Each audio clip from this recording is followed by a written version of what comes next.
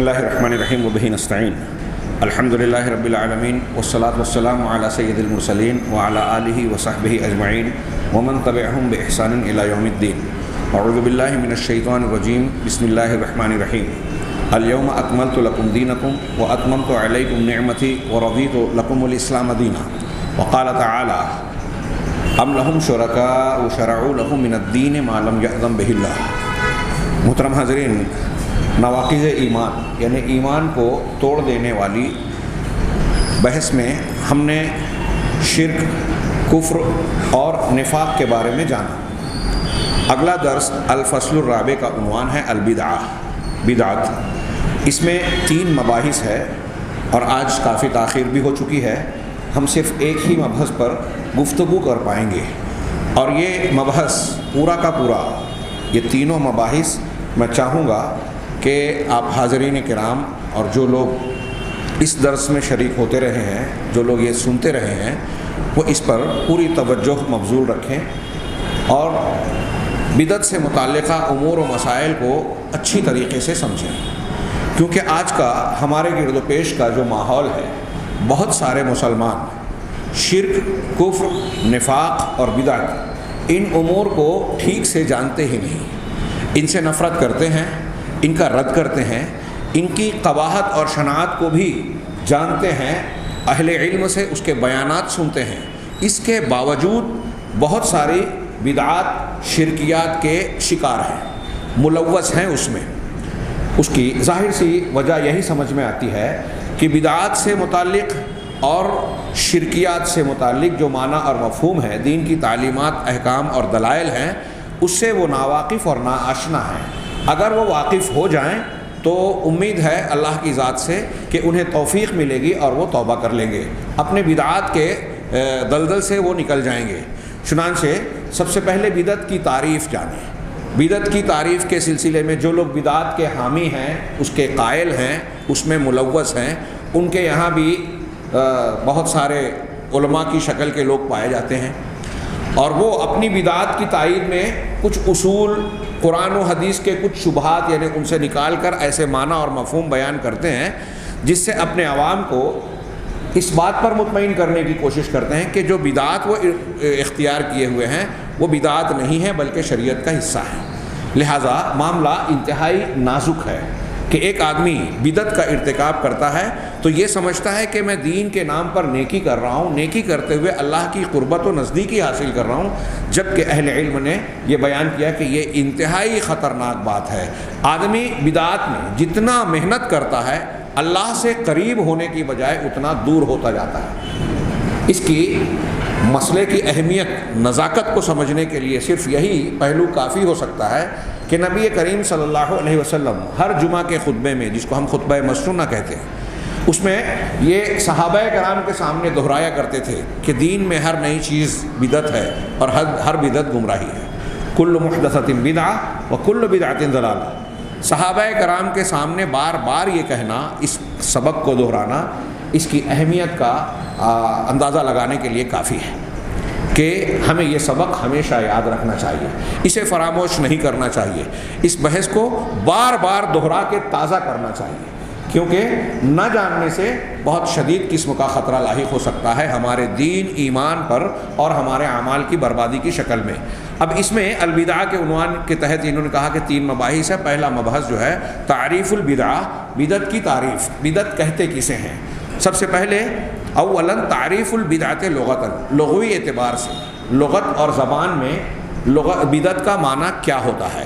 کہا البدعۃ اسم من بدع الشیء یبدعہ بدعا وابتدعہ ای انشأہ وبدأہ۔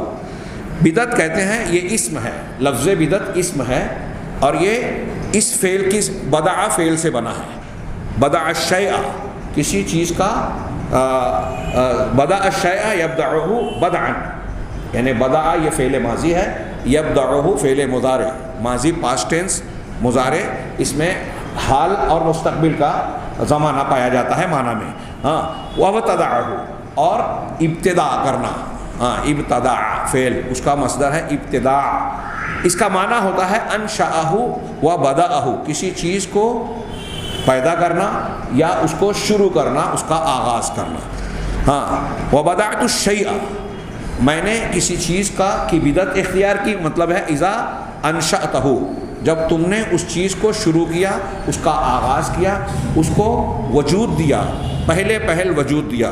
وکل من احدث شیئا، اور ہر وہ شخص جس نے کسی چیز کو وجود بخشا، ایجاد کیا، نئے طور سے کسی چیز کا آغاز کیا، تو اس کے بارے میں کہتے ہیں ابتدعہ، اس نے اس چیز کو نئے سرے سے اس چیز کا آغاز کیا، نئی چیز ایجاد کر لی۔ والاسم، اس کا یہ فعل ہوا اور اسی کا اسم ہے البدعہ، وہ چیز جو ایجاد کردہ ہو، نئی شروع کی گئی ہو۔ والجمع البدع، بدعت واحد ہے، اس کی جمع البدع، بے دال عین، بے کے کسرہ یعنی زیر کے ساتھ، البدع۔ فمادۃ بدعہ تدل علی ابتداء الشیء وصنعہ لا عن مثال، چنانچہ بے دال عین کا جو مادہ ہے، عربی زبان کا یہ لفظ جو بنتا ہے بے دال عین کے مادے سے، اس کے اندر کسی چیز کو شروع کرنے اور اس کو بنانے کا معنی پایا جاتا ہے، ایسی چیز کو بنانا جس کی پہلے مثال نہ ہو، نئے سرے سے کسی چیز کا آغاز کرنا، ایجاد کرنا، یہ ہے اس کا لغوی معنی۔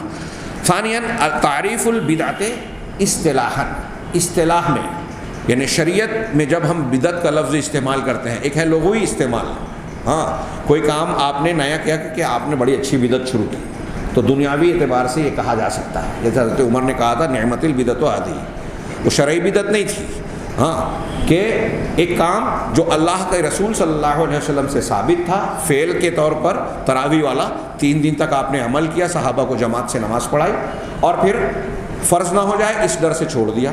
پھر قولی حدیث میں مہینے بھر، پورے مہینے قیام اللیل، جس کو ہم تراویح بعد میں نام دیتے ہیں، کی فضیلت بیان کی، اس سے پورے مہینے میں تراویح کا پڑھنا ثابت ہو گیا، اور اللہ کے نبی صلی اللہ علیہ وسلم انفرادی طور پر پڑھتے تھے، لوگ صحابہ کرام الگ الگ پڑھ رہے تھے، حضرت عمر نے جماعت میں اکٹھا کر دیا، اور جب جماعت بن گئی تو آپ نے کہا نعمت البدعۃ هذه، یہ لغوی اعتبار سے مانا ہوا کہ کل تک لوگ الگ الگ پڑھتے تھے، اب اکٹھا پڑھنے لگے، شرعی اعتبار سے یہ بدعت کا کام نہیں تھا۔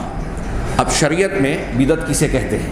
اصطلاحاً شریعت نے جو معنی مخصوص کیا، اصطلاح کسی دین و مذہب میں، کسی علاقے میں، کسی فن کے ماہرین کسی خاص فن کے مطابق کوئی لفظ کسی خاص معنی اور مطلب کے لیے جب استعمال کہا جاتا ہے تو کہتے ہیں کہ یہ ان لوگوں کے نزدیک اس لفظ کا اصطلاحی معنی ہوا۔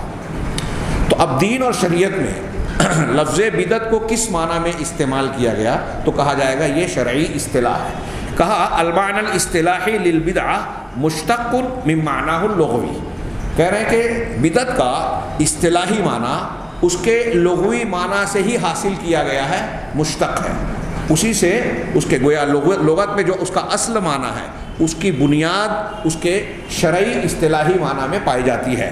قال الازہری، امام ازہری کہتے ہیں صاحب لغہ، وَكُلُّ مَنْ أَنْشَأَ مَا لَمْ يُسْبَقْ إِلَيْهِ قبل له قیل له ابدعت، ہر وہ شخص جس نے کوئی ایسی چیز ایجاد کی یا شروع کی جو اس سے پہلے کسی نے نہیں کی تھی، جس کی طرف کسی نے سبقت نہیں کی تھی، تو اس کو کہا جائے گا ابدعت، تم نے بدعت ایجاد کی، تم نے نیا کام کیا۔ ولہذا قیل لمن خالف السنہ، اسی وجہ سے امام ازہری کہہ رہے ہیں کہ جو شخص سنت کا مخالف ہو، سنت نبی کریم صلی اللہ علیہ وسلم کی سنت ثابتہ کی کوئی مخالفت کرے تو اسے کہا جاتا ہے مبتدع، یعنی یہ بدعتی ہے، عربی زبان میں مبتدع، ابتداء سے اس میں فاعل مبتدع، لأنہ احدث فی الاسلام ما لم یسبقہ الیہ السلف، کیونکہ اس نے اسلام میں ایک ایسی چیز کو ایجاد کیا جس کی طرف سلف میں کسی نے سبقت نہیں کی، یعنی سلف میں سے کسی نے اس کام کو نہیں کیا اور اس نے نئے سرے سے اس کا آغاز کیا، ایجاد کیا۔ وقد عرفت البدعۃ بتعریفات، لفظ بدعت کی مختلف تعریفات کی گئی ہیں، علماء اسلام نے اس کی الگ الگ تعریفیں کی ہیں، منہا، ان میں سے چند تعریفوں کو یہاں ذکر کر رہے ہیں، یہاں ایک ہی تعریف پر انہوں نے اکتفا نہیں کیا، بدعت کے معنی اور مفہوم کو زیادہ اچھے طریقے سے واضح کرنے اور لوگوں کے دماغ میں رچانے بسانے کے لیے ایسا محسوس ہوتا ہے۔ شیخ نورستانی حفظہ اللہ نے کئی تعریفات کو نقل کیا ہے تاکہ اس کا معنی اور مفہوم اچھی طرح نمایاں ہو جائے، اور پھر سب سے آخری میں امام شاطبی کی سب سے جامع تعریف کا ذکر کر کے اس کی تشریح بھی کی ہے۔ چنانچہ کہتے ہیں کہ بدعت کی کئی تعریفات علماء نے کی ہیں، ان میں سے چند تعریفات یہ ہے: انہا یعنی بدعت کیا ہے؟ ما خالفت الکتاب والسنہ واجماع سلف الامہ من الاعتقادات والعبادات، کہ یہ بدعت کہتے ہیں اس چیز کو جو قرآن حدیث، الکتاب السنہ کا ترجمہ میں کر رہا ہوں، قرآن اور حدیث، جو قرآن اور حدیث، کتاب و سنت اور امت کے سلف، جس میں سر فہرست صحابہ کرام پھر تابعین، ہاں امت کے سلف کی مخالفت کرے، وہ اعتقادات ہوں یا عبادات ہوں۔ عقیدے اور عبادات دینی امور کے سلسلے میں، ان دینی امور کے سلسلے میں جو چیز قرآن، حدیث اور سلف امت کی مخالفت کرے وہ بدعت ہے۔ یہ پہلی تعریف ہے جسے شیخ الاسلام علامہ ابن تیمیہ نے مجموع الفتاویٰ میں کہا۔ دوسری تعریف انہا ما احدث مما اصل لہ فی الشریعۃ یدل علیہ، کہ بدعت کہتے ہیں اس چیز کو جس کی شریعت میں، قرآن اور حدیث شریعت ہے، شریعت میں کوئی اصل، کوئی بنیاد ایسی موجود ہی نہ ہو جس سے اس پر دلالت ہو، اس کا پتہ اور سراغ ملے، ایسا عمل، ایسا قول، ایسا عقیدہ، ایسی عبادت جس کی شریعت میں کوئی اصل موجود نہ ہو، کوئی ایسی دلیل قرآن و حدیث میں موجود ہی نہ ہو جس کو ہم شریعت اور دین کی بنیاد مانتے ہیں، کوئی ایسی چیز ہو ہی نہیں جس سے پتہ چلے کہ یہ دین کا حصہ ہے، دین میں ثابت شدہ چیز ہو، ایسی چیز کو بدعت کہتے ہیں۔ اسے علامہ ابن رجب حنبلی رحمہ اللہ نے اپنی کتاب جامع العلوم والحکم میں بیان کیا ہے۔ تیسری تعریف جو انہوں نے ذکر کی کہ ان البدعۃ شرعا، شریعت میں شرعی اعتبار سے بدعت وہ چیز ہے، ہی التی احدثت بعد الرسول صلی اللہ علیہ وسلم علی سبیل التقرب الی اللہ ولم یکن قد فعلها الرسول صلی اللہ علیہ وسلم ولا امر بها ولا اقرها ولا فعلتها الصحابہ، کہ بدعت شرعی طور سے وہ چیز ہے جس کو رسول صلی اللہ علیہ وسلم کے بعد ایجاد کیا گیا ہو، اللہ کی طرف قربت حاصل کرنے کے مقصد سے، اللہ کی قربت کی راہ سے، یعنی اللہ کی نزدیکی اور قربت حاصل کیا جائے، اللہ کے یہاں اجر و ثواب کی امید رکھی جائے، اس کی رضامندی حاصل کی جائے، اس طریقے اور اس مقصد کے حصول کے لیے کوئی چیز ایجاد کر لی جائے رسول اللہ صلی اللہ علیہ وسلم کے بعد، اور وہ چیز ایسی ہو جسے رسول صلی اللہ علیہ وسلم نے نہ کیا ہو، نہ اس کا حکم دیا ہو، نہ اسے برقرار رکھا ہو۔ برقرار رکھنا کسے کہتے ہیں؟ جس کو اصطلاح میں ہم حدیث کی تعریف میں کرتے ہیں نا، اللہ کے رسول صلی اللہ علیہ وسلم کے اقوال، افعال اور تقریرات۔ تقریر یعنی وہ چیز جس کو اللہ کے نبی صلی اللہ علیہ وسلم کے سامنے کیا گیا ہو، آپ نے وہ عمل ہوتا ہوا دیکھا کہ فلاں کوئی صحابی، کوئی شاگرد مسلمان کر رہا ہے دین کا کام، اور آپ نے اس کو منع نہ کیا ہو، اس کو برقرار رکھا ہو، اس کو تقریر کہتے ہیں۔ اللہ کے نبی صلی اللہ علیہ وسلم کی تقریر بھی حدیث ہے، دلیل ہے۔ کیوں؟ اس لیے کہ نبی صلی اللہ علیہ وسلم کے سامنے کوئی کام دین کا اگر غلط کیا جائے، اللہ کے حکم کے خلاف کیا جائے، تو یہ ممکن ہی نہیں ہے کہ نبی صلی اللہ علیہ وسلم اسے نہ ٹوکے، اس کی اصلاح نہ کرے، خاموش رہے۔ عام فقہ کا اصول ہے، اسی وجہ سے ایک اصول بنا فقہ میں، تاخیر البیان عن وقت الحاجہ لا یجوز، ضرورت کے وقت سے بیان کو مؤخر کرنا۔ ایک مسئلہ درپیش ہے، وہاں ضرورت ہے کہ اس مسئلے کو بیان کیا جائے، اور نبی صلی اللہ علیہ وسلم اسے بیان نہ کریں، یہ جائز ہی نہیں ہے۔ نبی کا کام ہی ہے لوگوں کو دین بتانا۔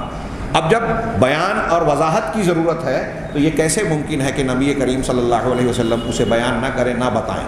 اسی لیے یہ بات میں نہیں سمجھتا کہ اہل سنت کے درمیان کوئی مختلف ہی ہے، سب لوگ متفق ہیں کہ رسول اللہ صلی اللہ علیہ وسلم کی تقریرات بھی دلیل ہیں۔ چنانچہ بدعت کی تعریف میں یہ کیا کہ رسول اللہ صلی اللہ علیہ وسلم کے بعد جو چیز اللہ کے تقرب کی خاطر ایجاد کر لی جائے، اور وہ کام ایسا ہو کہ جسے نبی کریم صلی اللہ علیہ وسلم نے نہ عملی طور سے انجام دیا ہو، نہ آپ نے زبانی طور سے اس کا حکم دیا ہو، اور نہ تقریری طور سے اس کو برقرار رکھا ہو، ولا فعلتها الصحابۃ، اور نہ ہی اس کام کو صحابہ کرام نے انجام دیا ہو، عمل میں لایا ہو۔ یہ بھی بڑی واضح تعریف ہے. ہاں نمبر 3 یہ تحذیر المسلمین عن الابتداع فی الدین لابن حجر آل بوطامی الشافعی، ان کی کتاب سے نقل کی گئی، ان کی بیان کردہ تعریف ہے.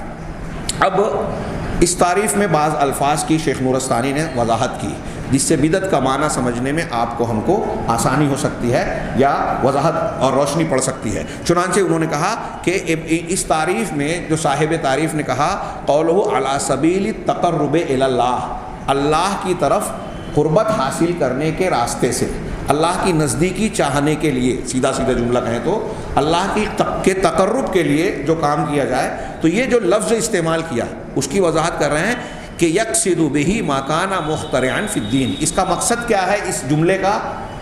کہ اس کا مقصد یہ ہے کہ جو چیز دین میں ایجاد کی ہوئی، اختراع، اردو میں اختراع کا لفظ بھی ایجاد کے لیے استعمال کرتے ہیں، بدعت کے لیے. ہاں جو چیز دین میں ایجاد کی ہوئی ہو، ہاں وَهُوَ يُخْرِجُ مَا كَانَ مُخْتَرِعًا فِي أُمُورِ الدُّنْيَا. یہ قید جو ہے تعریف میں یہ بیان کرنا کہ اللہ کی قربت چاہنے کے لیے جو کام کیا جائے، اس شرط سے وہ چیزیں نکل جاتی ہیں بدعت کی تعریف سے جو دنیا میں نئی چیزیں ایجاد کی جاتی ہیں دنیاوی امور میں. ہاں کاحداث الآلات والبیوتات والطرقات، جیسے آلات یعنی مشینیں، یہ مائک ہے، ہاں یہ لاؤڈ اسپیکر ہے، پنکھے ہیں، ایئر کنڈیشن ہے، کمپیوٹر ہے، موبائل ہے، یہ مختلف قسم کے جو آلات ہیں اس کا تعلق دنیا سے ہے. اب دنیاوی امور چیزیں آلات کا بھی معاملہ اگر اس کا ناجائز استعمال ہوتا ہے تو پھر اس کا حکم ناجائز ہوگا، جائز استعمال ہے تو جائز ہوگا. یہ ایک الگ بحث ہے.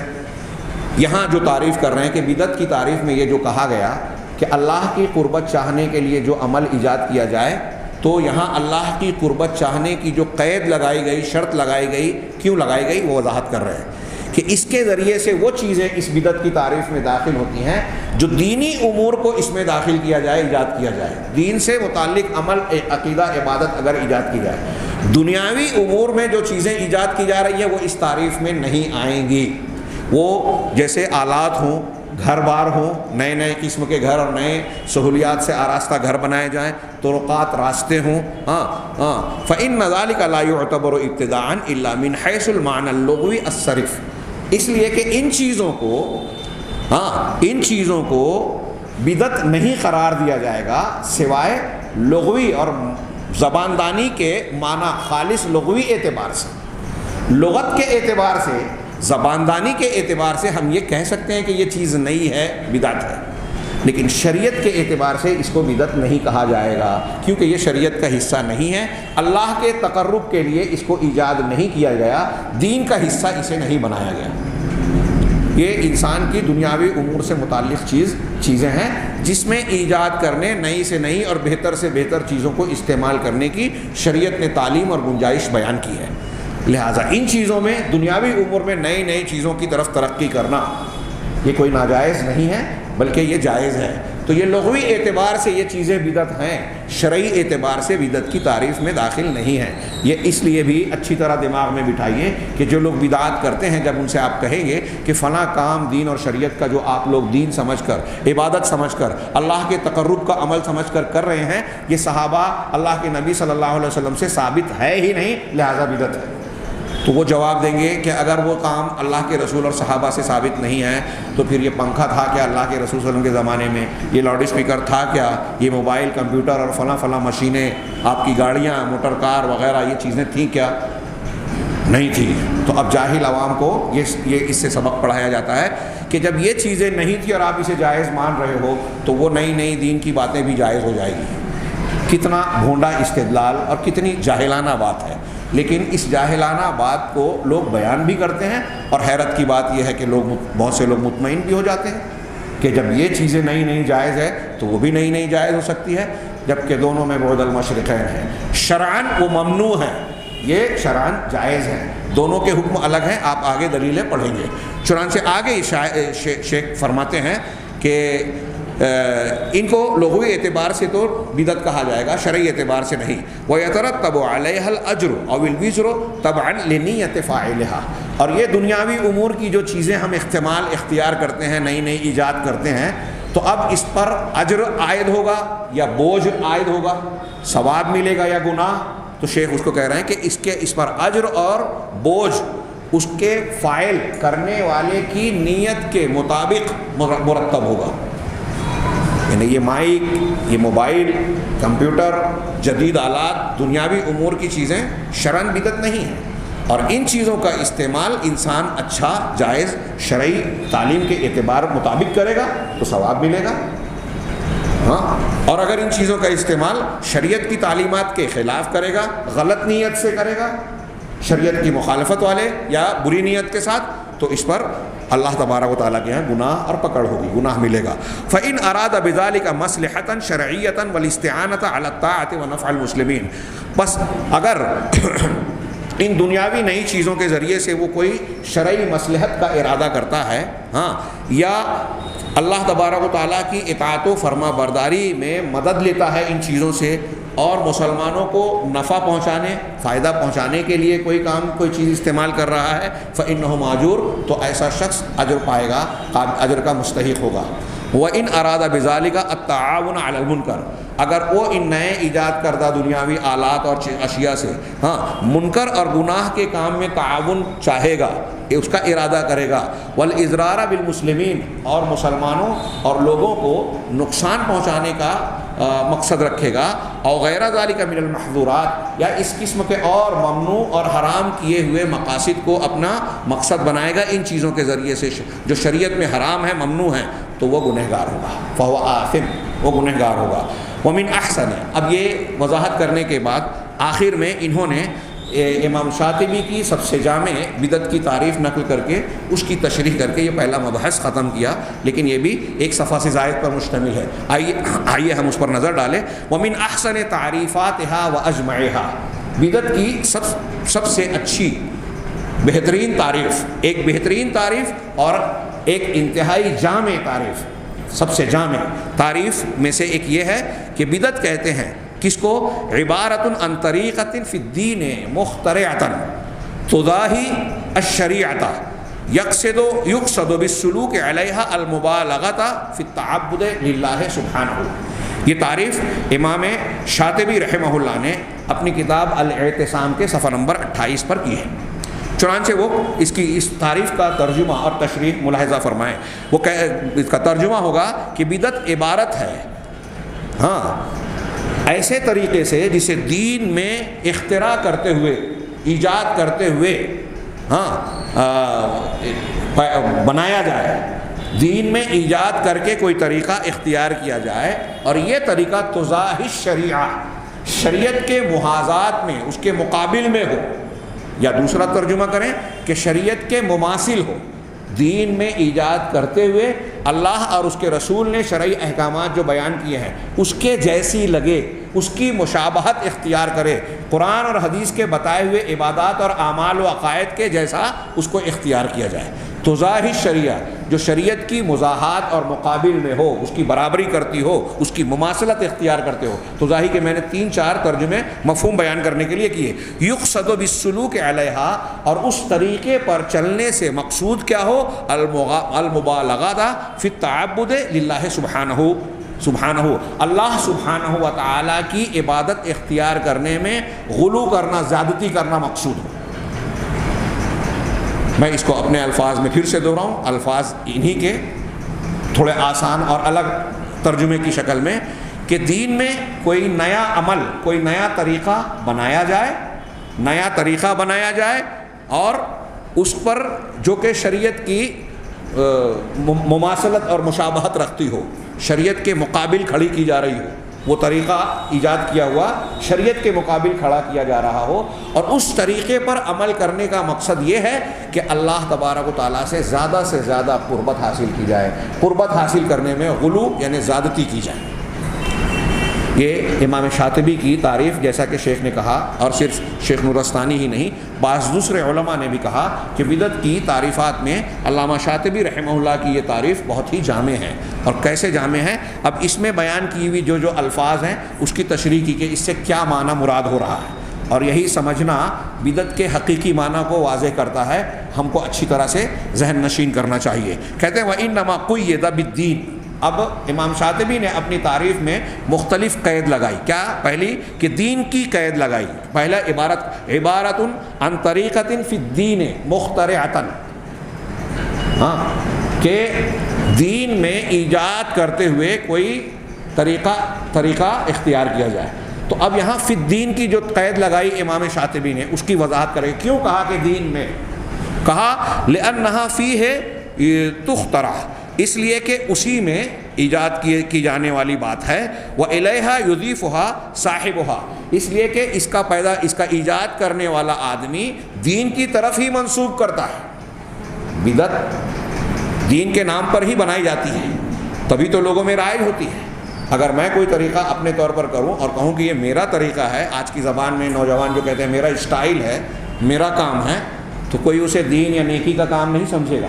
جب دین کی طرف منسوب کیا جاتا ہے تبھی لوگ اسے نیکی سمجھیں گے اور اجر و ثواب کا ذریعہ سمجھیں گے. وأيضاً اسی طریقے سے دین کی شرط کا ایک مفہوم، ایک مقصود یہ بھی ہے کہ فلو كانت طریقۃ مخترعۃ فی الدنیا علی الخصوص لم تسم بدعہ، اگر دنیا کے امور میں دین کی بجائے دنیا کے امور میں کوئی ایجاد کردہ طریقہ ہوگا، خاص طور پہ کوئی دنیاوی معاملہ ہوگا، تو اسے بدعت کا نام نہیں دیا جائے گا. وہ چیز بدعت نہیں کہلائے گی شرعی معنی میں. لغوی اعتبار سے وہ نئی چیز بدعت ہو سکتی ہے، لیکن شریعت کی اصطلاح میں، شریعت کے دائرے میں، شریعت کی نظر میں دنیاوی امور جو ہے اختیار ایجاد کیے جانے والے طریقے جو ہیں وہ بدعت نہیں کہلائیں گے. کاحداث الصنائع والبلدان، جیسے فیکٹریاں، کارخانے، شہر اور مختلف قسم کی عمارتیں اور آلات کا پیدا کرنا، ایجاد کرنا. التی لا عہد بها فیما تقدم، جس کا گزشتہ باتوں سے کوئی تعلق نہیں ہے، یعنی دینیات سے، عقائد سے، عبادات سے اس کا تعلق نہیں ہے. اور پھر اس کا حکم پچھلی تعریف کی وضاحت میں بیان بھی کر دیا. ولما كانت الطرائق فی الدین تنقسم، اب دین میں جو طریقہ ایجاد کرنے والی بات کہی گئی تو دینی طریقوں میں کئی قسمیں ہیں. فمنہا ما لہ اصل فی الشریعہ، کچھ ایسے احکامات ہیں دین کے جن کی شریعت میں اصل اور بنیاد موجود ہے. ومنہا ما لیس لہ اصل فیہا، اور کچھ ایسے ہیں جن کی اصل اور بنیاد شریعت میں موجود نہیں ہے. خص منہا ما هو المقصود بالحد، تو اس میں سے اس تعریف کے اندر جو اصل مقصود ہے اس کو بطور خاص ذکر کیا گیا کہ وہ طریقہ جس کی دین میں اصل موجود نہ ہو، لہذا اس کی تعین کی گئی. اور یہی وہ چیز ہے جس کو ایجاد کیا جائے، یعنی دین کا وہ حصہ، وہ قسم جس کی شریعت میں کوئی اصل موجود نہ ہو. وہو القسم المخترع، یعنی یہ ایجاد کردہ قسم ہے. یعنی جو تعریف میں کہا گیا کہ دین میں کوئی اختراع کی ہوئی چیز ہو، تو یہ دین کی وہ چیزیں ہیں، وہ قسم ہیں جس کی کوئی اصل شریعت میں، قرآن و حدیث میں موجود نہ ہو. اب حاصل کیا ہوا؟ اے طریقۃ ابتدعت علی غیر مثال تقدمہا من الشارع، کہہ رہے ہیں کہ یعنی کوئی ایسا طریقہ جو ایجاد کر لیا گیا ہو بغیر سابق میں کسی ایسی مثال کے جس کو شارع نے پیش کیا ہے. تقدمہا شارع، جس کو شارع نے پیش کیا ہے، یعنی اللہ کے نبی جناب محمد رسول اللہ صلی اللہ علیہ وسلم نے جو شریعت ہم تک پہنچائی ہے وہ قرآن کی شکل میں، حدیث کی شکل میں. تو قرآن اور حدیث کی شکل میں شارع، اب ظاہر سی بات ہے کہ اللہ تعالیٰ نے دین پہنچانے، شریعت پہنچانے کے لیے رسول کو مبعوث کیا، تو دین وہی ہوگا جو رسول پیش کریں، رسول پہنچائیں. جو دین نہیں ہے، جو رسول نے نہیں پہنچایا، وہ شریعت نہیں ہے. تو اب جو شریعت نے جس چیز کو نہیں پہنچایا اور کوئی عمل ایجاد کیا جا رہا ہے، اس میں اللہ کے رسول صلی اللہ علیہ وسلم کی پہنچائی ہوئی شریعت سے کوئی تعلق، کوئی اصل موجود نہ ہو، تو یہی وہ دین میں ایجاد کردہ چیز ہے اور یہی بدعت ہے. اذ البدعۃ انما خاصتها انها خارجۃ عما رسمہ الشارع، اس لیے کہ بدعت کی خصوصیت یہی ہے، پہچان یہی ہے کہ یہ وہ چیز ہے جو شریعت کے، شارع کے بیان کردہ اور مرسومہ چیزوں، متعین چیزوں سے خارج ہو، اس دائرے سے باہر. شارع نے جو شریعت کا دائرہ اور حدود متعین کی ہے اس دائرے سے باہر ہو. وبہذا القید، اس قید اور شرط کے ساتھ، جب یہ شرط لگائی گئی کہ دین میں ایجاد کردہ، تو اس قید سے وہ چیزیں الگ ہو جاتی ہیں. عن کل ما ظہر لباد الرائے انہ مخترع مما ہوا متعلق بالدین.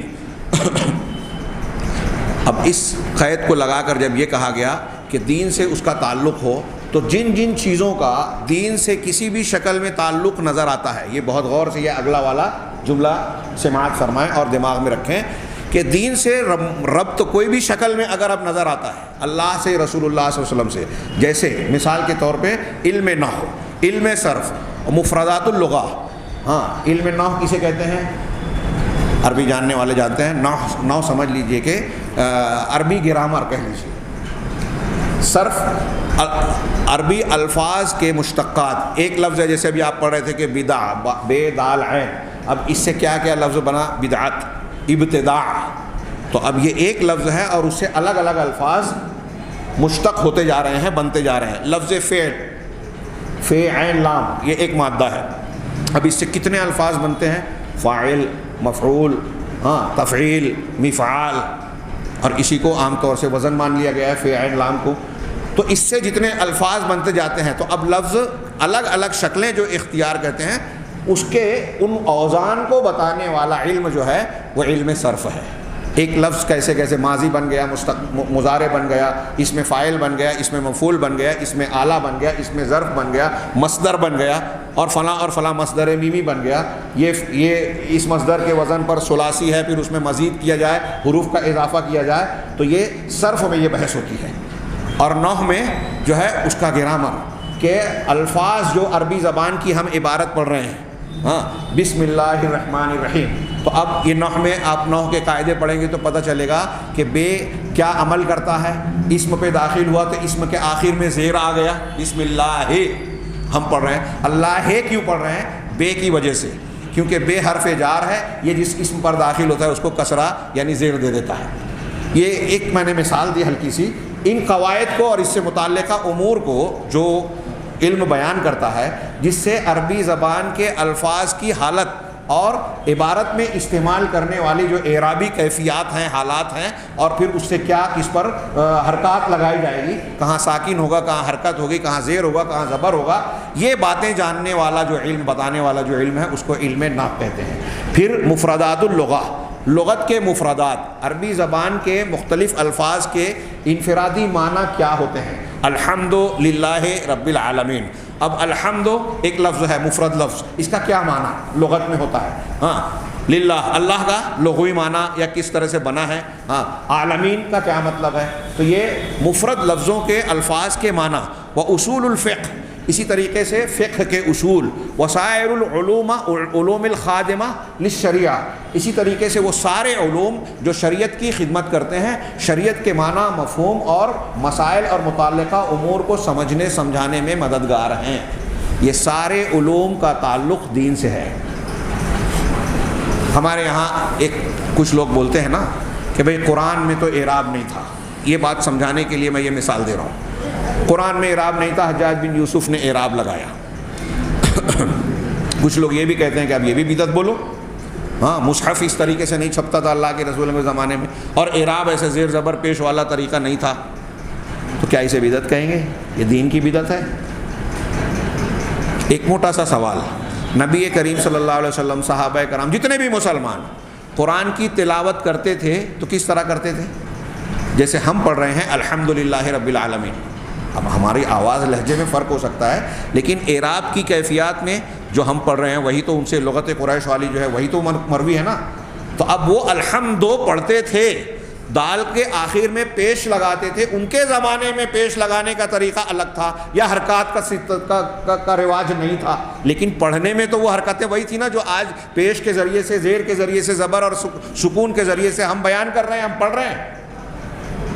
تو نبی کریم صلی اللہ علیہ وسلم کی تلاوت، آپ کی بات چیت، آپ کی زبان عربی زبان میں تھی. تو جو عربی زبان میں تھی وہ عربی کے نحو، صرف، لغت کے قواعد کے عین مطابق تھی. اور پھر اللہ کے نبی صلی اللہ علیہ وسلم کے فرامین سے جو باتیں نکل رہی ہیں، ثابت ہو رہی ہیں، اسی کو تو ہم فقہ کہتے ہیں. تو اللہ کے نبی صلی اللہ علیہ وسلم نے خود بعض چیزوں کی طرف رہنمائی کی. آپ سے مثال کے طور پہ ایک مسئلہ کسی نے آ کے پوچھا کہ گھوڑا پالنے کی، اللہ کے راستے میں جہاد کے سلسلے میں گھوڑا پالنے کی بڑی فضیلت ہے، تو آپ یہ بتائیے کہ گدھا کوئی پالے تو کیا کریں گے، اس کے بارے میں کیا حکم ہے؟ بخاری کی روایت ہے یہ. نبی کریم صلی اللہ علیہ وسلم سے پوچھا گیا کہ گدھا کوئی پالے تو کیا؟ تو آپ نے جواباً ارشاد فرمایا کہ اس سلسلے میں میرے پاس قرآن کوئی آیت اور کوئی حکم اللہ نے نازل نہیں کیا. مطلب یہ کہ آپ جو بھی کہتے تھے اللہ کی طرف سے کہتے تھے، لیکن اس سلسلے میں نہیں کیا. لیکن آپ نے اب گدھے کے سلسلے میں جواب دینے کے لیے آگے بیان کیا کہ سوائے اس جامع اور منفرد الا هذه الآیۃ الفاضہ او کما ورد فی الحدیث، سوائے اس منفرد قسم کی منفرد آیت کے، اس منفرد آیت کے علاوہ اور کچھ نہیں میرے پاس اس سلسلے میں ہے. مطلب اس منفرد آیت سے استدلال کیا آپ نے. کیا کیا؟ کون سی آیت پیش کی؟ اللہ کے رسول نے پڑھا فَمَن يَعْمَلْ مِثْقَالَ ذَرَّةٍ خَيْرًا يَرَهُ وَمَن يَعْمَلْ مِثْقَالَ ذَرَّةٍ شَرًّا يَرَهُ، کہ جو ذرہ برابر بھی خیر کرے گا وہ اس کا سامنا کرے گا، مطلب اس کو ملے گا اس کا بدلہ، اور جو ذرہ برابر شر اور برائی کا ارتکاب کرے گا اس کا بھی بدلہ دیکھے گا. بعض اہل علم نے نبی کریم صلی اللہ علیہ وسلم کے قیاس کی مثال پیش کی ہے کہ کس طریقے سے قرآن میں قیاس اور غور و فکر کے، جہاں نبی صلی اللہ علیہ وسلم نے قیاس کیا لیکن آپ کا قیاس بعد کے لوگوں کے قیاس کی طرح نہیں ہے. آپ کے قیاس میں خطا نہیں ہو سکتی، غلطی نہیں ہو سکتی. بعد کے علماء ائمہ، بڑے بڑے علماء اور امام کیوں نہ ہوں، ان سے خطا کا امکان ہے، نبی صلی اللہ علیہ وسلم سے نہیں ہے. اگر نبی صلی اللہ علیہ وسلم سے خطا ہوگی فوراً اللہ کی طرف سے ٹوکا جاتا. تو گویا آپ نے یہ جواب دیا کہ گھوڑا پالنے کا ثواب ہے. اب اس مقصد سے اور اچھی نیت سے اگر کوئی اللہ کے راستے میں خدمات کے لیے گدھا پالے گا تو اس کو اس کی نیت کے حساب سے اجر ملے گا. جو ذرہ برابر نیکی کرے اس کو بھلائی ملے گی. یہ آپ نے سمجھانا چاہا. تو نبی کریم صلی اللہ علیہ وسلم نے یہ جو مثال پیش، میں ایک مثال دے رہا ہوں، ایسی بیسیوں ملے گی. کسی نے آ کے پوچھا اللہ کے رسول میری والدہ کا انتقال ہوا، ان پر حج تھا، حج کرنا چاہ، اگر وہ ہوتی تو کرتی، یا میں اگر ان کی طرف سے حج کروں تو ہوگا؟ تو کہا کہ اگر تمہاری والدہ کے اوپر قرض ہوتا تو تم ادا کرتے کہ نہیں کرتے؟ کہا ہاں. تو کہا جب لوگوں کا قرض ادا کرنا ضروری ہے اور آپ کرتے تو اللہ کا قرض زیادہ حقدار ہے کہ تم ادا کرو. یہ دیکھیے کس طریقے سے اللہ کے رسول نے سمجھایا کہ آپ قرآن حدیث میں غور کریں کہ جب لوگوں کا قرض ادا کرتے ہو تو غور کرو کہ اللہ کا ایک قرض ہے آپ کے اوپر، اس کو ادا کرنا چاہیے. تو یہ غور کرنا قرآن و حدیث میں، یہ یہیں سے فقہ اور اصول فقہ نکلا، اصول حدیث نکلا.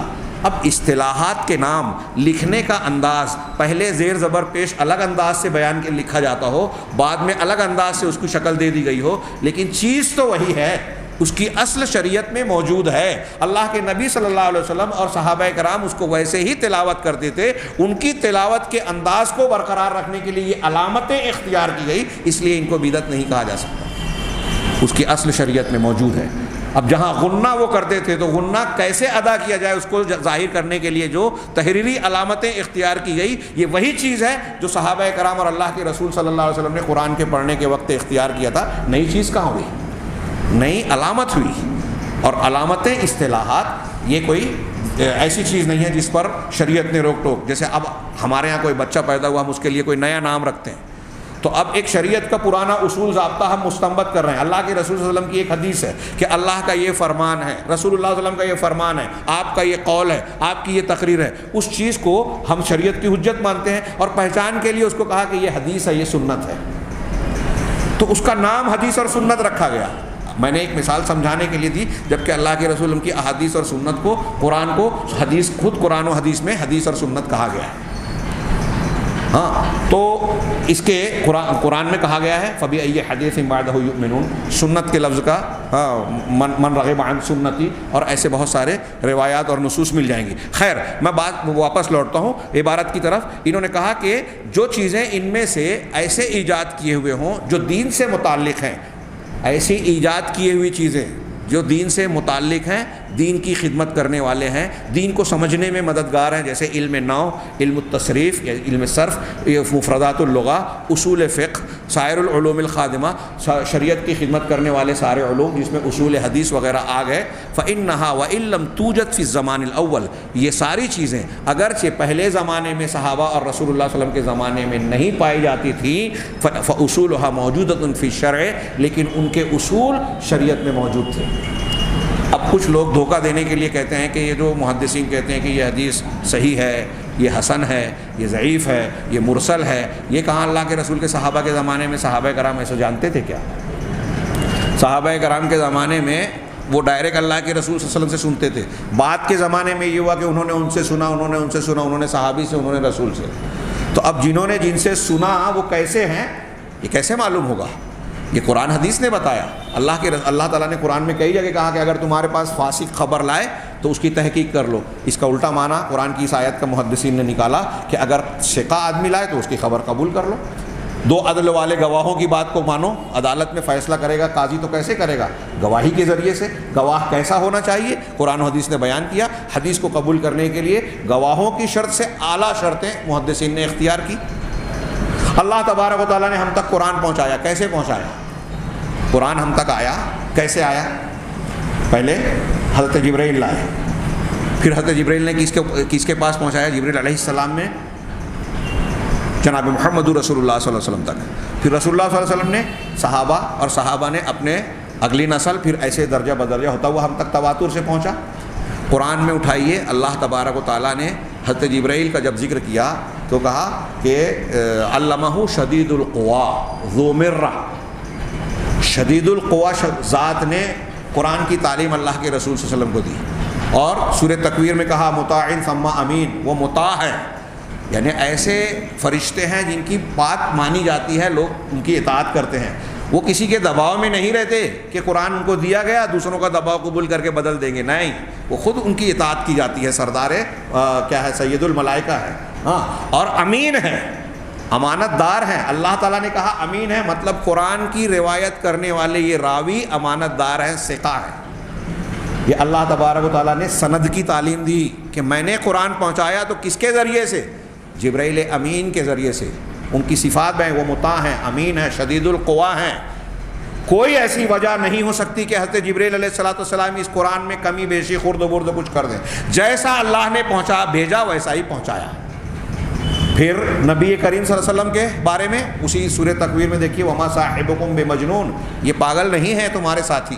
ہاں، یہ رسول امین ہے، رسول کریم ہے. ہاں، علی خلق عظیم ہے. سورہ قلم میں کہا کہ اعلیٰ اخلاق پر فائز ہیں. یہ قرآن کے دوسرے راوی ہیں جو امت تک، لوگوں تک، دنیا تک پہنچانے والے اللہ کے پاس سے ہیں کہ وہ بھی امین ہیں، رسول بھی امین ہیں، صادق ہیں. ہاں، تو اللہ تعالیٰ نے تعلیم دی کہ جو قرآن پہنچ رہا ہے اس کی یہ سند ہے تمہارے پاس. ایسے ہی اب جو باتیں پہنچ رہی ہیں اس کی سند دیکھو کہ کس نے روایت کیا. کوئی جھوٹا آدمی رسول اللہ صلی اللہ علیہ وسلم کی طرف منسوب کر کے کوئی جھوٹی بات تو نہیں بیان کر رہا ہے. ہاں، امام ابن سیرین کا قول ہے الاسناد من الدین. سندیں دین کا حصہ ہے، لہٰذا تم پرکھ لو کہ اپنا دین کس سے سیکھ رہے ہو. کسی سے بھی دین کی بات سن لو، مان لو، ایسا مت کرو. یہ دیکھو کہ بیان کرنے والا قابل اعتبار ہے یا نہیں ہے، اس کی بات بھروسے کے لائق ہے یا نہیں ہے. تو یہ ساری چیزیں میں نے بتایا کہ یہ اصول حدیث اور حدیث سے متعلقہ جو امور محدثین نے ایک فن کی شکل دے کر بیان کی، یہ صرف اپنے دماغ کی اپج سے، اپنے دماغ اور عقل سے نہیں بنایا، بلکہ قرآن و حدیث کی تعلیمات کی روشنی میں ہی اسے ترتیب دیا ہے اور اسی سے استنباط کیا ہے، وہیں سے سیکھا ہے. لہٰذا ان علوم کی اصل جو شریعت سے متعلقہ جتنے علوم ہیں جن کا یہاں تذکرہ ہوا اور بعض کا ذکر نہیں بھی ہوا، وہ سارے کے سارا شریعت سے جڑے ہوئے ہیں. ان کی اصل موجود ہے، لہٰذا ہم اس کو بدعت نہیں کہہ سکتے. وقولہ فی الحد. اسی طریقے سے آگے بڑھ رہے ہیں ہم. امام شاطبی نے تعریف میں جو یہ بات کہی تزاحی الشریعہ، جو شریعت کے مزاحات میں ہو. یا مزاحات کا معنی کیا ہے؟ اے تشابہ الطریقۃ الشرعیہ، جو شرعی طریقے سے مشابہت رکھتی ہو. تزاحی کا معنی انہوں نے تشابہ کہا، یعنی مشابہت رکھنے والی، مماثلت رکھنے والی. جو قرآن اور حدیث کا جو شرعی طریقہ ہے اس کی شکل اختیار کر کے اس کی مشابہت بن رہی ہو. عام آدمی دیکھ کے سمجھے گا جیسے نماز، روزہ، حج، زکوٰۃ اللہ کے رسول صلی اللہ علیہ وسلم کی شریعت کے احکامات ہیں، ویسے ہی اس بدعت کو بھی جو ہے شریعت کے جیسا ہی سمجھے. تو شریعت کے جیسی مانی جائے، شریعت کے مماثل اور مشابہ ہو. من غیر ان تکون فی الحقیقت کذالک. ہاں، مگر شریعت کے مشابہ تو دکھ رہی ہے لیکن حقیقت میں وہ ایسی نہیں ہے، یعنی شریعت کے جیسی اور شریعت سے اس کا کوئی تعلق ہے ہی نہیں. بل ہی مضادۃ لہا من اوجہ متعددہ. بلکہ یہ بدعت جو نئی چیز ایجاد کی گئی ہے وہ شریعت کے مخالف ہے، ضد میں ہے کئی شکلوں سے. منہا، وہ شکلیں کیا ہے؟ وضع الحدود کالناظر. ان میں سے کچھ چیزیں کیسی ہیں؟ کئی شکلوں میں یہ شریعت کے خلاف ہوتی ہیں. اب وہ اس کی کئی شکلیں، کئی وجہیں اعتبار سے اس کی مثالیں دے رہے ہیں. ان مثالوں میں سے ایک مثال ہے وضع الحدود، جیسے حدود کا متعین کرنا، سزاؤں کا متعین کرنا. جیسے مثال کے طور پہ کچھ خاص وضع اور شکل اختیار، بدعت کی شکلیں بتا رہے ہیں. کالناظر للصیام قائما لا یقوم. جیسے کوئی آدمی روزے کے لیے یہ نظر مان لے، ناظر نظر ماننے والا، کوئی نظر ماننے والا جو یہ کہے کہ میں کھڑے ہو کر روزہ رکھوں گا، ہاں بیٹھوں گا نہیں، کھڑے ہونے کا روزہ رکھوں گا، بیٹھوں گا ہی نہیں، کھڑا ہی رہوں گا، یہ میرا روزہ ہے۔ کوئی یہ نظر مانے کہ ظاہراً روزہ رکھ رہا ہوں تو کھڑا ہی رہوں گا، اور کوئی یہ مانے کہ میں دھوپ میں ہی رہوں گا، سائے میں نہیں جاؤں گا، جب تک دھوپ ہے دھوپ ہی میں رہوں گا، سائے میں نہیں جاؤں گا۔ اسی طریقے سے والاختصاص فی الانقطاع للعبادہ، اسی طریقے سے کوئی یہ طے کر لے، ہاں یہ حد متعین کر لے، اپنے اوپر اپنے آپ کو مکلف کر لے، پابندی لگا دے، وضع الحدود یعنی پابندی لگانا ترجمہ ہونا چاہیے، شرعی حدود اور سزائیں نہیں، کچھ پابندیاں اپنے اوپر عائد کر لینا جو کہ شریعت نے نہیں بیان کی۔ تو اب ایک پابندی کی دو مثالیں دی، کوئی نظر مان لے کہ میں روزہ رکھوں گا تو کھڑا ہی رہوں گا، میں دھوپ میں ہی رہوں گا، سائے میں نہیں آؤں گا۔ دوسرا والاختصاص فی الانقطاع للعبادہ، عبادت کے لیے الگ ہو جانے کا، لوگوں سے الگ تھلگ ہونے کے لیے کا اختصاص حاصل کر لینا، اختیار کر لینا کہ اب میں کسی سے ملوں گا جلوں گا نہیں، اللہ کی عبادت و ریاضت کے لیے سب سے ہٹ کر جو ہے کسی کٹیا میں بیٹھ جاؤں، خانقاہ میں بیٹھ جاؤں اور سب سے کٹ کر دنیا کے علائق سے الگ ہو جاؤں۔ ہاں والاختصار من المأکل والملبس علی صنف دون صنف من غیر علت، بغیر کسی وجہ کو اپنے لباس یا کھانے پینے کی چیزوں میں کسی خاص چیز کو متعین کر لینا کہ میں یہی لباس پہنوں گا دوسرا نہیں پہنوں گا، یہی کھانا کھاؤں گا دوسرا نہیں کھاؤں گا۔ جیسے ہمارے ہاں بولتے ہیں کہ صوفیہ کو صوف سے بنا، کئی اقوال ہیں اس میں، تو انہوں نے یہ طے کر لیا کہ ہم اونی کپڑا پہنیں گے دوسرا نہیں پہنیں گے۔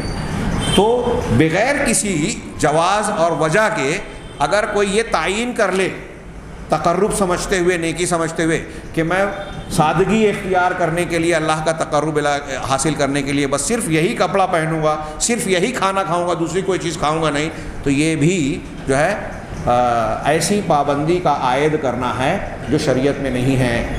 یہ اس اعتبار سے یہ شریعت کی مخالفت کر رہی ہے۔ اللہ کی شریعت نے ہر کھانے پینے کو جائز کیا، آپ کچھ چیزوں کو اپنے اوپر ناجائز کر رہے ہو، یہ دین میں ایسی پابندی ہے جو دین کے خلاف ہے۔ اسی طریقے سے اوپر کی مثالوں میں بھی آپ غور کر سکتے ہیں۔ ومنہا، دوسری مثال دیتے ہوئے کہہ رہے ہیں التزام الکیفیات والہیئات المعینہ کالذکر بہیئۃ الاجتماع علی صوت واحد، کہہ رہے ہیں کہ کچھ کیفیتوں اور مخصوص ہیئتوں کا التزام اور پابندی کرنا۔ آپ کوئی عمل کر رہے ہیں جو دین سے ہے، مثال کے طور پر سبحان اللہ، الحمدللہ، اللہ اکبر، یہ ذکر و اذکار ہے۔ اب اس ذکر و اذکار کے لیے کوئی خاص کیفیت اور ہیئت کو اختیار کر کے اس کی پابندی کرنا۔ آگے کہہ رہے ہیں جیسے ذکر کی اجتماعی حیثیت ایک آواز سے، سارے لوگ اکٹھا آواز میں کہیں جمع ہو اور ایک اجتماعی آواز سے کہے اکٹھا ہو کر سبحان اللہ الحمدللہ۔ سبحان اللہ الحمدللہ تو ثابت ہے، لیکن یہ جو پابندی لگائی ہے کہ سب لوگ اجتماعی طور سے کریں گے، ایک آواز سے کہیں گے، یہ ایسی پابندی ہے جو شریعت سے ثابت نہیں، یہ بدعت ہو جائے گی۔ تو کہا واتخاذ بعض الایام الفاضلۃ اعیادا دینیہ، بعض فضیلت والے دنوں کو دینی تہوار اور عید کے طور پر اختیار کر لینا۔ بعض فضیلت والے اور بعض ایسے دن جو حقیقت میں فضیلت والے نہیں ہیں ان کو فضیلت والے بنا دیا گیا، جیسے اب عاشورہ کا دن 10 محرم، اس کی بعض اعتبار سے فضیلت ہے لیکن اس کو دینی تہوار اور نہ جانے کیا کیا اس میں ایجاد کردہ اعمال کا خاص دن بنا دیا گیا۔ ہاں لیلۃ القدر کی فضیلتیں ثابت ہے، اب اس میں کوئی پٹاخے پھوڑنے لگے اور کوئی ایسے عمل کرنے لگے جو شریعت نے نہیں بتائے، یا پھر کوئی ایسا دن جیسے شب برات 15 شعبان، اس کی فضیلت میں حدیثیں بنا لی گئی اور پھر بہت سارے اعمال اور عبادت اختیار کر لی گئیں۔ ہاں اور رجب کے کونڈے والا دن، نبی کریم صلی اللہ علیہ وسلم کی ولادت والا دن۔ ہاں تو یہ سارے ایام، اس میں سے بعض ایام ایسے ہیں جن کی کچھ حیثیت شریعت میں ثابت ہے تو اس کو فضیلت والا کہیں گے، بعض ایام ایسے ہیں جن کی فضیلت میں کوئی حدیث، کوئی روایت، شریعت کی کوئی اصل موجود نہیں ہے، ان کو جھوٹی حدیثوں یا خود تراشیدہ عقیدے کی بنیاد پر فضیلت والا بیان کیا جاتا ہے اور اس کے کچھ اعمال اور عبادات کے ساتھ اس کو مخصوص کیا جاتا ہے۔ تو ایسے ہی کہا کہ ایسے کچھ دنوں کو اعیاد، تہوار اور مخصوص انداز میں جشن منانے کے طور پر اختیار کر لیا جائے۔ اب اس میں جو ہے کسی بزرگ کی موت کے وقت جو ہے عرس، میلے ٹھیلے کا دن مقرر کر لینا بھی شامل آئے گا۔ وما اشبہ ذالک، اور اس قسم کے دوسرے اس سے مشابہ جو دوسرے امور اور معاملات ہیں. ومنہا، اور ایک اور مثالیں دیتے ہوئے بیان کر رہے ہیں کہ ان میں سے التزام العبادات المعینہ فی اوقات معینہ لم یوجد لہا ذالک التعین فی الشریعہ. کہہ رہے ہیں کہ بعض معین عبادتوں کا التزام کرنا، خاص عبادات کی پابندی کرنا خاص اوقات میں جس کی تعین شریعت میں نہ پائی جاتی ہے. ایک عبادت ہے جیسے نماز پڑھنا یہ عبادت ہے، قرآن و حدیث سے ثابت ہے، لیکن 15 شعبان کو کچھ خاص نماز کو خاص کر لینا کہ نوافل پہ نوافل پڑھے جا رہے ہیں، یہ اس رات کے لیے متعین کرنا، اس کا کوئی ثبوت نہیں ہے ثابت شدہ. ایسے ہی کوئی نئی نماز جیسے قضائے حاجہ، کیا ہے، قضائے عمری اور نہ جانے کون سی صلاۃ رجبی اور کیا بعد میں اجازت، جن کا ذکر ہی نہیں ہے، تو اس کی اصل نماز کی اصل ہے، لیکن اس میں خاص کیفیت، خاص انداز اختیار کر لیا جائے، یا اس کے لیے کوئی خاص وقت مقرر کر لیا جائے. جو شرعی عمل ہے اس کے لیے ہی کوئی خاص وقت مقرر کر لیا جائے، کوئی خاص دن مقرر کر لیا جائے. شریعت نے جو دن متعین کیا ہے اس دن کو بدل دیں، خود جو جگہ متعین کی ہے اس دن کو جگہ کو بدل لیں. جیسے مثال کے طور پہ کوئی کہے کہ 9 تاریخ کو جو عرفہ کا دن ہوتا ہے، میدان عرفات میں بہت بھیڑ بھاڑ ہوتی ہے، تو میں 8 کو یا 10 کو چلا جاؤں گا، چلے گا؟ نہیں چلے گا. تاریخ بدل، شریعت نے جو متعین کیا ہے وہی تعین ہوگی. ہاں، جو جگہ متعین کی ہے اس جگہ کی بجائے، عرفہ کے میدان کی بجائے میں کسی اور میدان میں چلا جاتا ہوں، وہ جگہ بدل دی، وہ بھی قابل قبول نہیں ہوگی. اس طریقے سے آپ ان کی مثالوں پر غور کرتے جائیے. ہاں، کہا کہ مخصوص عبادات کا التزام، پابندی مخصوص اوقات میں جس کی تعین اور تخصیص شریعت میں نہ پائی جاتی ہو، جیسے مثال کے طور پہ کالتزام صیام یوم نصف من شعبان و قیام لیلتہ. صاحب کتاب نے خود مثال دی، جیسے نصف شعبان، 15 شعبان کی دن کا روزہ رکھنا اور اس کے رات کا قیام کرنا، اس کا کوئی ثبوت شریعت میں ثابت نہیں ہے، لہٰذا اس پر عمل کرنا جو ہے یہ بدعت ہوگی. آگے کہہ رہے ہیں وَثَمَّ أَوْجُهٌ أُخْرَى. یہاں اور کچھ دوسری شکلیں بھی ہے بدعت کی جو شریعت کی مخالفت کرتی ہیں، لیکن لوگوں کو ایسا لگتا ہے، دکھائی دیتا ہے کہ یہ شریعت کے جیسا عمل ہے. جو لوگ 15 شعبان کو رات بھر عبادت کرتے ہیں وہ کیا سمجھتے ہیں؟ نیکی سمجھتے ہیں، عبادت سمجھ کے کرتے ہیں. وہی کہہ رہے ہیں کہ ایسی اور بھی شکلیں ہیں جو تضاہی بہا البدعۃ الامور المشروعہ، جس میں بدعت مشروع کاموں کی مماثلت اور مشابہت اختیار کرتی ہے بدعت، لیکن لوگ اسے شریعت کے جیسا سمجھتے ہیں، شریعت سمجھتے ہیں. فلو کانت لا تضاہی الامور المشروعہ لم تکن بدعہ. بڑی پیاری بات کہی، اچھی طرح سے دماغ میں رکھیں کہ اگر یہ چیزیں شریعت کی مشابہت اور شریعت کے جیسی نہ مانی جائیں، شریعت کی مشابہت اختیار نہ کریں، اس کے سامنے کھڑے نہ ہوں، تو اسے بدعت نہیں کہا جائے گا. لأنہا تسیر من باب الافعال العادیہ، کیونکہ یہ معمول کے کاموں میں شمار ہونے والی چیز ہوگی. افعال عادیہ، ہم بہت سے کام روزمرہ کی زندگی میں کرتے ہیں، اٹھنا بیٹھنا، چلنا پھرنا، کرسی پہ بیٹھنا، زمین پہ بیٹھنا، فلاں چیز پہ صوفے پہ بیٹھنا، تو یہ معمولات کے کام ہیں، اس کو ہم شریعت کا حصہ نہیں سمجھتے، تو یہ معمول کے کاموں میں شمار ہوں گے.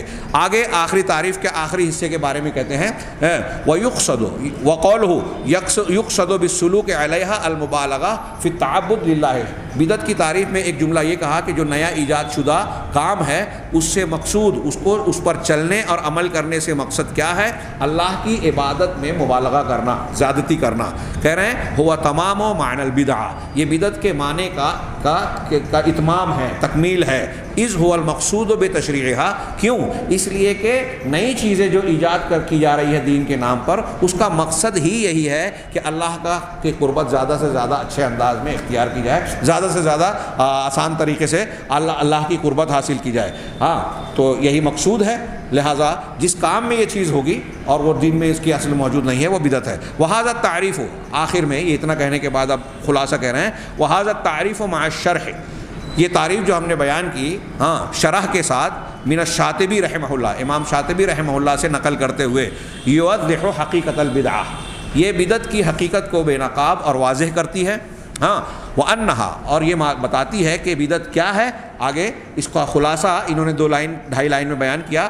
ما احدث فی الدین بسم الانضباط فی التعبد، وہ چیز جو دین میں ایجاد کر لی جائے عبادت میں انضباط ضبط کو اختیار کرنے یا عبادت میں مبالغہ کرنے کے لیے، وَأَنَّهَا تَكُونُ قَدْ اُخْتُرِعَتْ، اور وہ ایسی ہوتی ہے کہ اس کو ایجاد کیا جاتا ہے اللہ تعالیٰ کی قربت چاہنے کے مقصد سے، وَأَنَّهَا لَا يَكُونُ لَهَا أَصْلٌ مِنَ الْكِتَابِ وَالسُّنَّةِ، اور بدعت کی ایک چیز یہ معلوم ہوئی کہ اس کی کتاب و سنت میں، قرآن و حدیث میں کوئی اصل موجود نہیں ہوتی، اور نہ ہی صحابہ کرام رضوان اللہ علیہم اجمعین کے عمل سے اس کا ثبوت ملتا ہے، اور نہ ہی سلف صالحین صحابہ کے طریقے پر چلنے والے امت کا جو قابل اعتماد طبقہ ہے، تابعین، طب تابعین، ائمہ اعظام، ائمہ ہدیٰ اور بعد کے لوگ محدثین وغیرہ، وہ انہوں نے بھی اس کو اختیار نہیں کیا ہے۔ تو ایسی چیز جسے دین سمجھا جائے، اجر و ثواب کا ذریعہ سمجھا جائے، وہ دین میں بدعت ہے۔ یہ بدعت کی تعریف ہوئی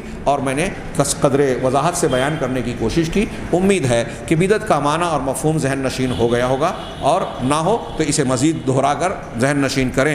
اگلے بحث میں بدعت کے انواع، بیان و انواع البدعہ، بدعت کی مختلف انواع، اب اس میں آپ کئی طریقے سے بدعت کی قسموں کو جانیں گے، اور وہ بھی بہت اہمیت کی حامل بحث ہے۔ انشاءاللہ آئندہ دروس میں ہم اس پر روشنی ڈالیں گے۔ اللہ تبارک و تعالیٰ سے دعا ہے کہ وہ ہمیں دین سمجھنے اور اس پر عمل کرنے کی توفیق دے، اور اس کی برکت سے دنیا اور آخرت میں کامیابی عطا فرمائے۔ وقت کافی زیادہ ہو چکا ہے، یہاں میرے سامنے 3-4 سوالات ہیں۔ اتوار کے دن انشاءاللہ تدبر قرآن کے پروگرام کو مختصر کر کے ہم آخر میں ان سوالوں اور 1-2 سوال اور ہیں ان کے جوابات دیں گے۔ وآخر دعوانا الحمدللہ رب العالمین۔